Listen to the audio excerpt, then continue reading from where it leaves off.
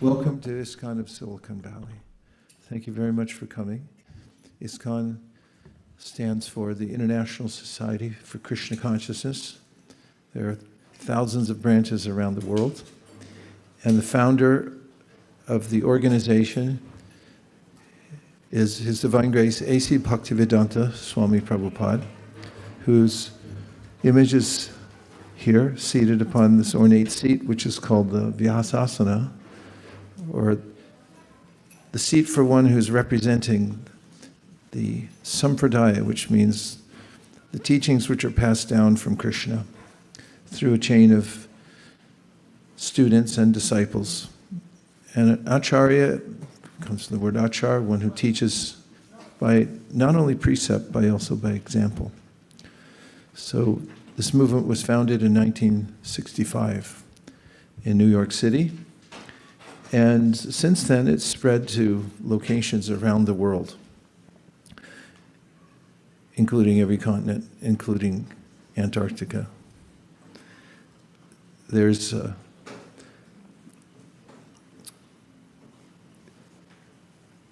long line of teachers that can be named, starting with Krishna himself, who's known as the Supreme Personality of Godhead.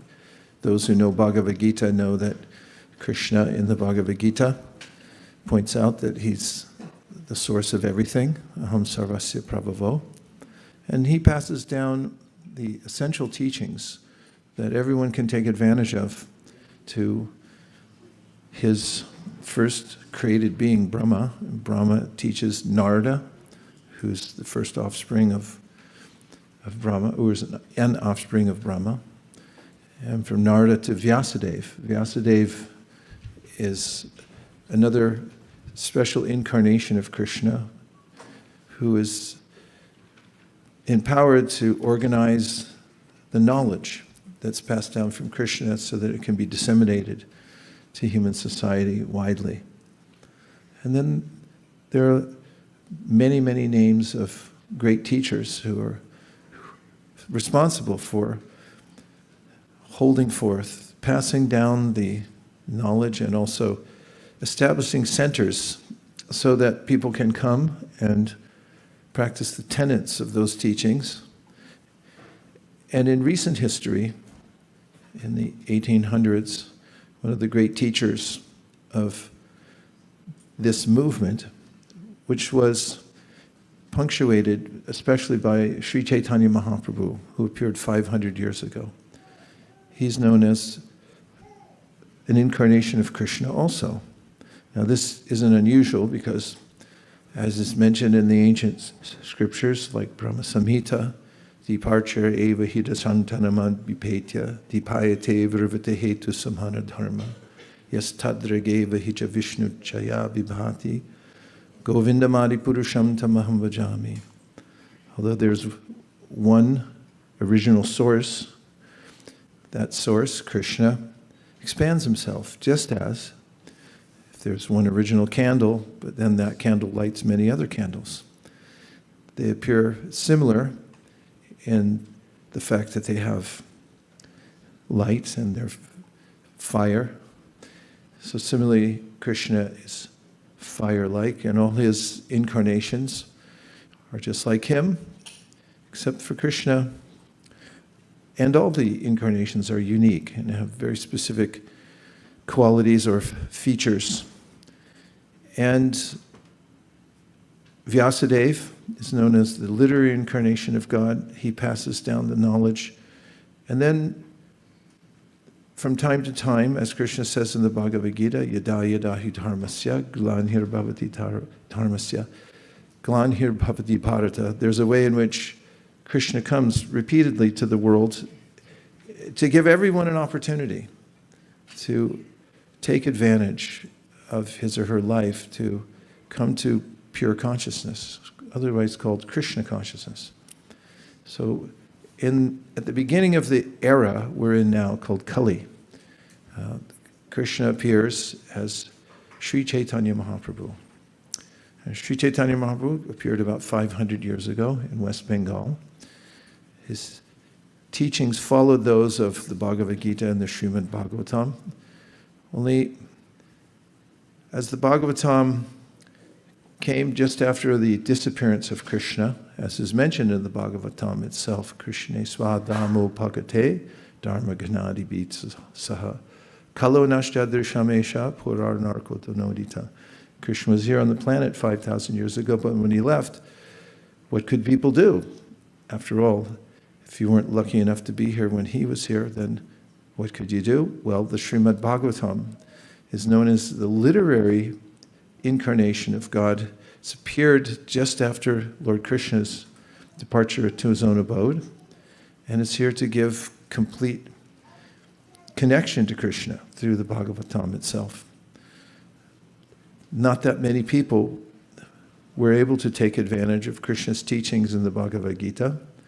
For instance, at the end of Bhagavad-gītā, Krishna says, Sarva dharman parityaja, mamekam sharanam braja, aham tvam sarva papebhyo, which is just give yourself to the teachings I've given here in the Bhagavad-gītā, and don't worry, take the process. But not that many people followed it. But to speak of the Śrīmad Bhāgavatam. So, noticing this, Krishna comes as Śrī Caitanya Mahāprabhu, but he doesn't appear godlike, although he may be godlike, and his God-like qualities shine through. He comes most notably as a devotee of himself. There are many reasons behind that, but one of the reasons is that he sets an example in that form for how to practice devotional service. So, as Krishna, appearing as a devotee, he teaches the path of devotional service by example. And after Śrī Caitanya Mahāprabhu, there were people who took up the practice, but over time, as with everything in this world, the teachings of Caitanya Mahāprabhu had become obscured.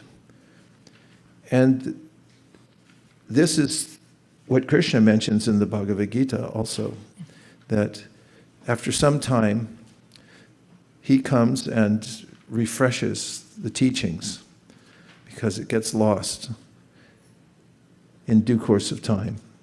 So even after Caitanya Mahāprabhu gave his teachings, after some time, his teachings had been diverted in many ways. And one of the great teachers in recent history is named Srila Bhaktivinoda Ṭhākur. And he revived the teachings of Śrī Caitanya Mahāprabhu and had a vision that people all over the world could unite around these universal teachings of Śrī Caitanya Mahāprabhu. So he had a plan that all over the world they would be available to whomever could take them up. I'll restate that because I didn't like my sentence. He made them available to people all over the world. And one of the ways he envisioned that that would take place was through literatures. In fact, he himself had written a book about the teachings of Śrī Caitanya Mahāprabhu, having assimilated them himself through a book called the Śrī Caitanya-caritāmṛta, which is the life and teachings of Śrī Caitanya Mahāprabhu. And in that summary study of Śrī Caitanya Mahaprabhu's teachings, he gave all the tenets of Bhakti Yoga as given by Śrī Caitanya Mahāprabhu, and then he went about presenting them to people around the world, especially the intelligentsia. Notably, the Henry David Thoreau, Ralph Waldo Emerson, and he was known to have sent them to his copies of his book on Śrī Caitanya Mahāprabhu to the various universities. I don't know if you got one at Stanford, Chuck, but up in Canada, they got a copy. It was there even till recent times, until it was purloined, apparently by some enthusiastic devotee, over-enthusiastic. And he also envisioned that the teachings would not be restricted to India for the practice, but it would be embraced by people all over the world because he saw that it was a universal teaching meant for everybody, for all souls, didn't matter which culture you're from. And that's parallel with what Śrī Goswami says in the Śrīmad Bhāgavatam, Kirata Puranda Pulinda Pulkasha Abhira Shumba Yavana Kasadaya Yene Chapapa Yarapashaya Shaya Shudyanti Tasmai Prabhavishnave Namaha. Śrī Goswami, the main speaker of the Bhagavatam, says, anybody can take to this path. It doesn't matter which culture you come from. And Bhaktivinoda expressed this because oftentimes with a spiritual teaching, a certain family will claim that only the descendants of our family know how this works, so you have to come to us. Another will say, only people within a particular geographic region can understand this. You have to be from the culture, or you have to have some special qualification to take it up. But Śrī Caitanya Mahāprabhu taught, as did Bhaktivinoda Ṭhākur, passing on the teachings of the Bhagavatam, that if you had faith, Śraddhā, if you had an abiding desire in your heart to know the Supreme, and when you heard a little bit about it, you embraced it. This is called Śraddhā. Śrad means the heart, and da is an active verb. It means where you place something. So what are you putting your heart into? Those who put their hearts into the basic teachings of Bhagavad-gītā will make spiritual advancement. Similarly with Śrī Caitanya-caritāmṛta and the Śrīmad Bhāgavatam. If you put your heart into it, Krishna will give you intelligence how to follow it. That's what Krishna says in the Bhagavad-gītā. So Bhaktivinoda Ṭhākur knew this, and he wanted it, meaning the teachings of Krishna and Caitanya Mahāprabhu, to be available to everybody all over the world. And nowadays there are centers in, as I mentioned, every continent of the world, but cities everywhere in the world where people are practicing Krishna consciousness. Let's name 10 cities that you don't normally hear about on the news or elsewhere, where Krishna consciousness is being practiced right now. I'll veto any ones that I think are too commonly known. Ashland, Oregon. Qualifies, okay? Beirut, Lebanon. That's two. What, Delaware? Bear, Delaware. Where's Delaware? Huh? West Lafayette, Indiana.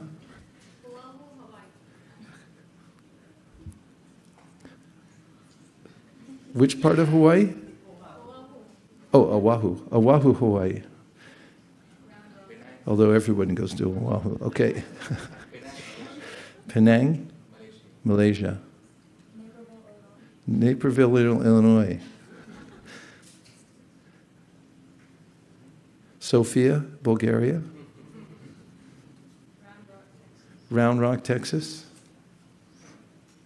Got one more. Potomac, Maryland. Yeah, okay. It's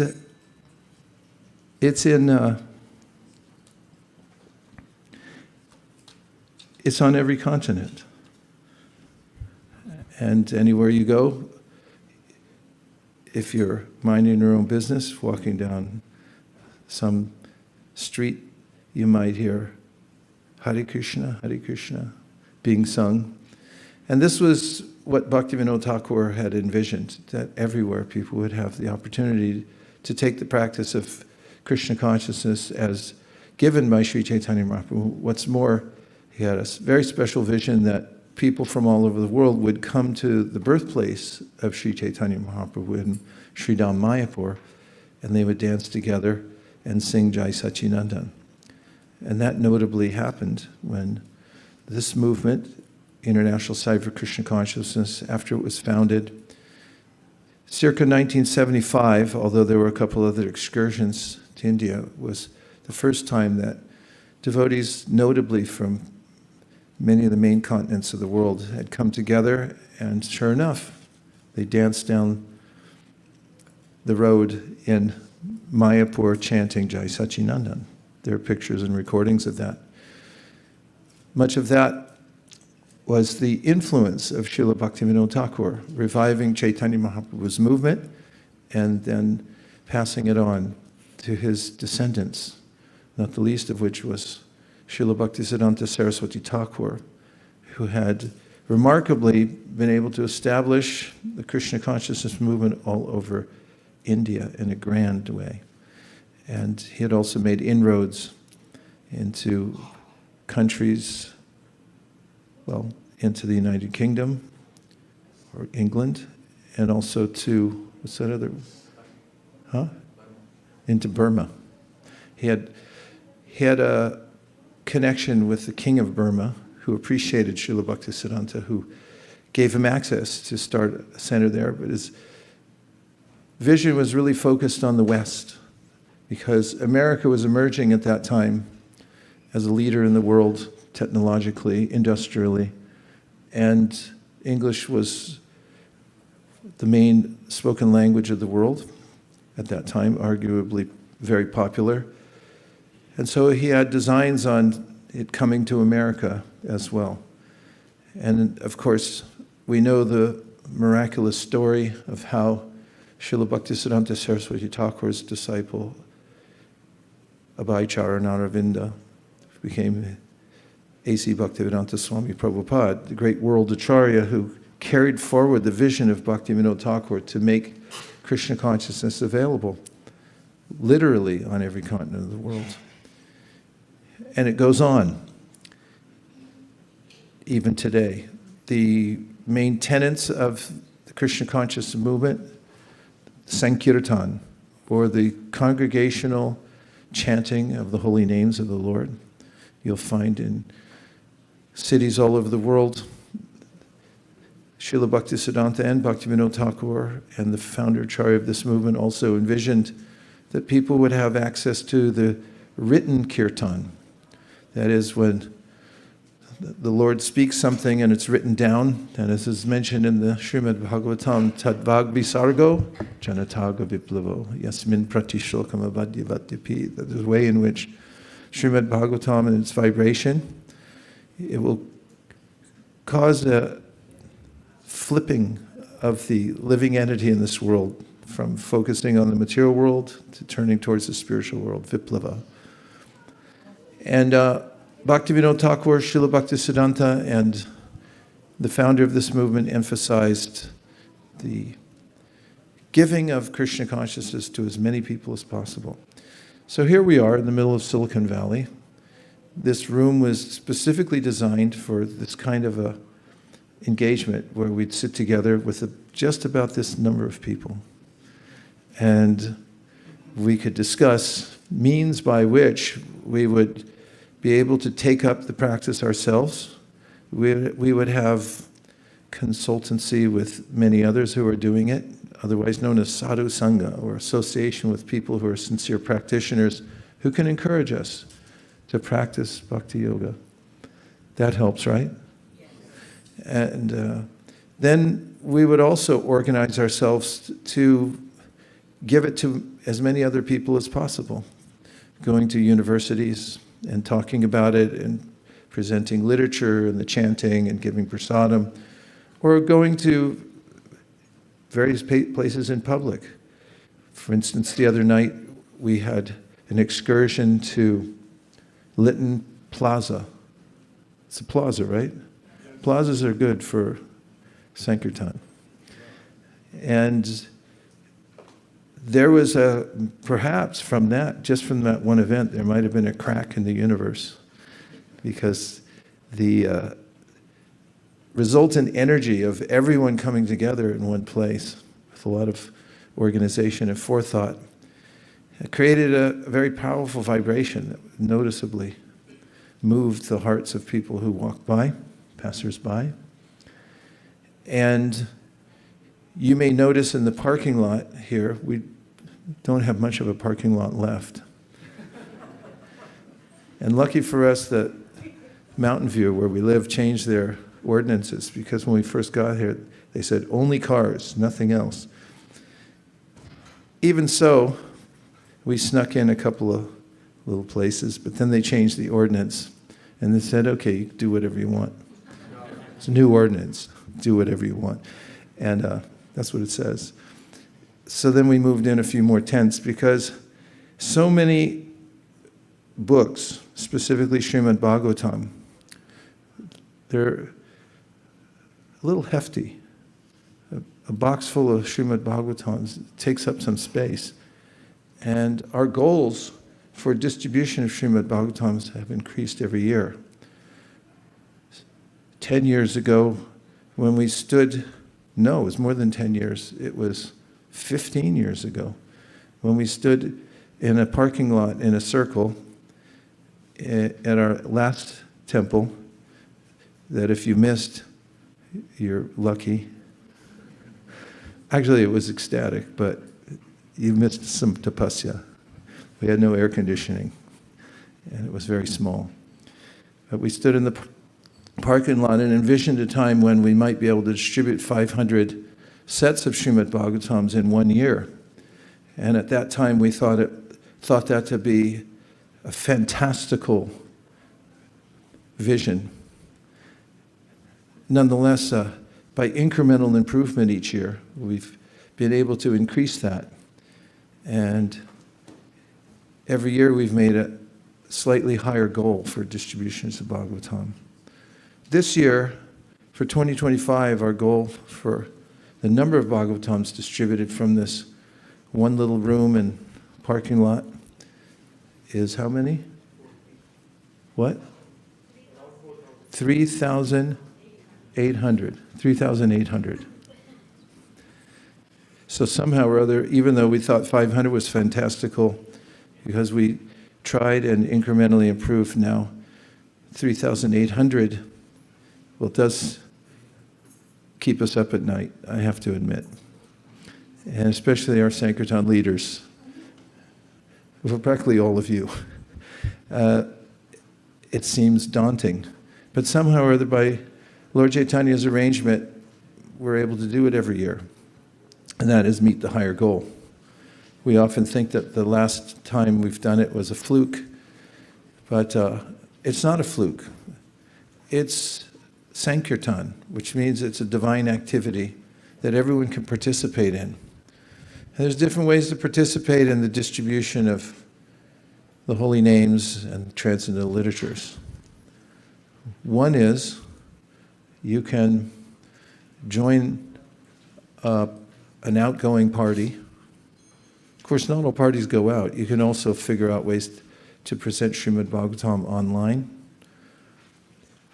Many devotees go out every weekend, or even during the weekdays now, from this place or from their homes, and they go to venues where they can meet people and show them the Śrīmad Bhāgavatam. And something amazing happens when we display the Bhagavatam and we just give a slight introduction to it, and that is that every day we meet people who would like to take it home. We also offer it in digital format now. So if people really don't have room in their home and we can verify that, we have to do an inspection of their house. They can also take the digital format. And that's one way, is going out. That's an exhilarating process because it verifies for those who go out the interest that people have in spirituality. And humans like books anyway, because they represent potential. Every human being has a desire to improve him or herself. And when we see a book, tell me if you feel like this. You feel like, yeah, I should keep that. Have you ever kept any books you didn't read? Why'd you do that? That's the bane of my existence. Stacks and stacks of books in boxes. And my parents too. After they passed, it took us weeks to get rid of all the books. Weeks. So books are beloved in human society, and Śrīmad Bhāgavatam is no ordinary book. It's not like a textbook from your economics class, although that's kind of nice too, if you're into that. But it is a transcendental vibration that comes from the spiritual world.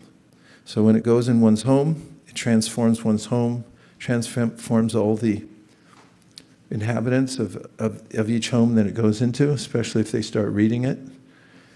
And we have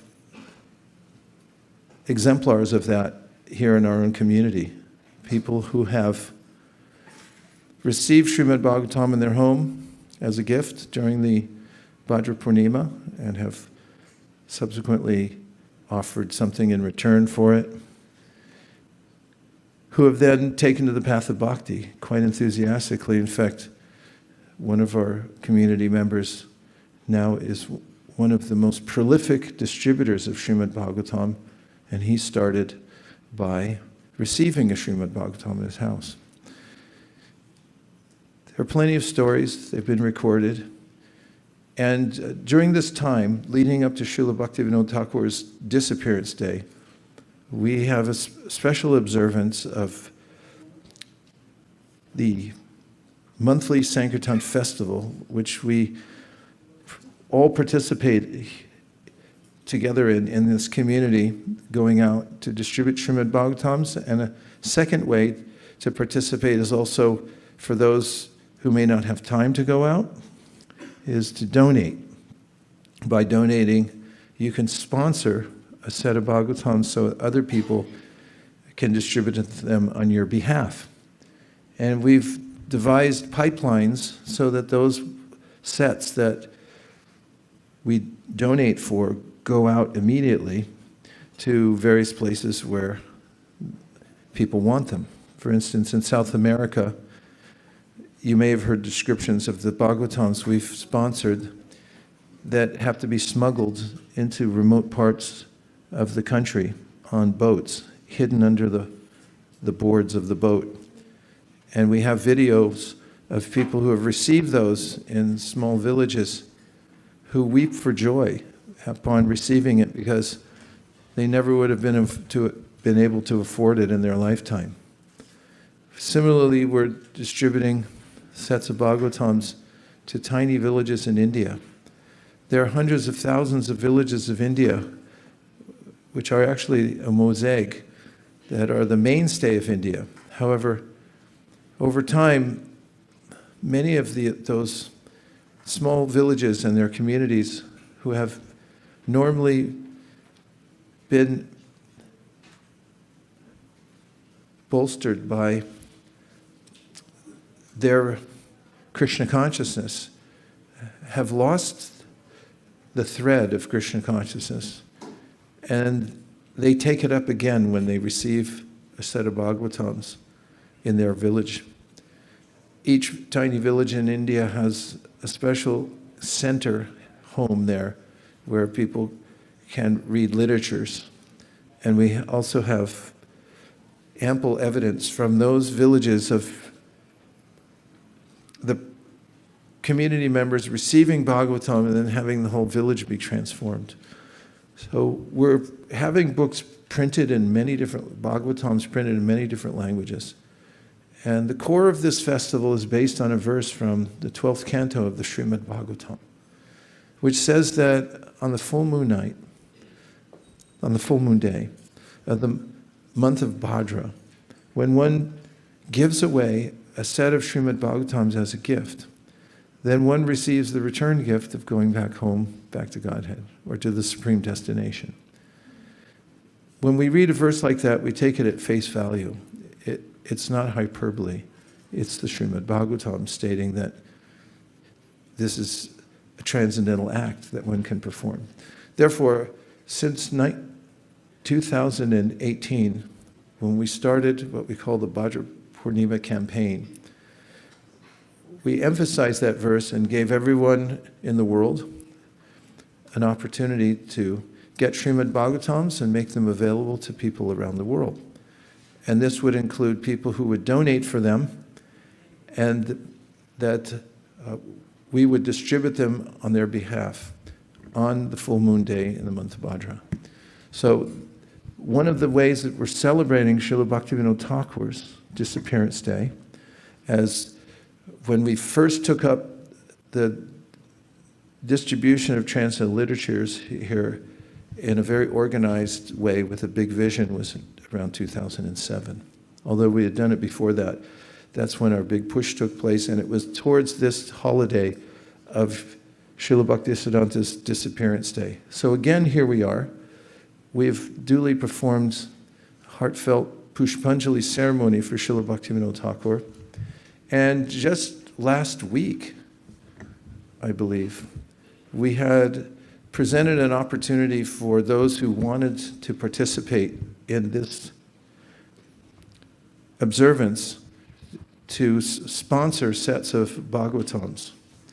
All they have to do is raise your hand and say, I sponsor 1, 2, 3, 4, 5. And we accept those sponsorships. Only we ran out of time last time and we got a lot of angry complaints. People had written in, they'd called in complaining, saying, why do you do them so briefly? Said, I had my hand up, you didn't see me, or I was just coming in from outside and I didn't get a chance. Who do you guys think you are? Not giving me an opportunity to sponsor a set of Śrīmad Bhāgavatams. So, in order not to disappoint anybody, we decided today to just offer a few minutes for those who didn't get an opportunity to also sponsor Bhagavatam specifically on the observance of Srila Bhaktivinoda Ṭhākur's Divine Disappearance Day. Malini, where are you? She's right at hand, okay. Tell us what we've won. Here's Malini Devi Dasi, our co-Sankirtan leader for ISKCON of Silicon Valley. Arguably,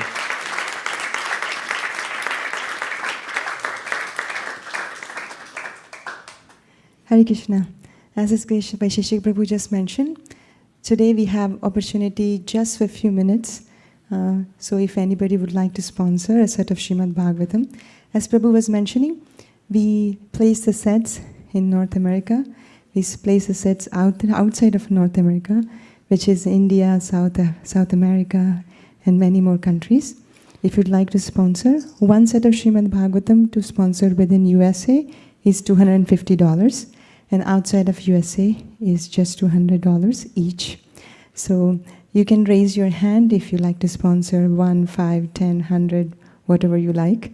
And if you like to text, and if you're listening online, you can text 408-515-5292. The number again is 408-515-5292. Oh, Rohini Dulal Prabhu. And Priya Kishori, she is online. She is taking the pledges and she'll display it on the screen. And if there is some discrepancy, we will correct it after. And she's just about ready to give birth to her first child, so you better be quick.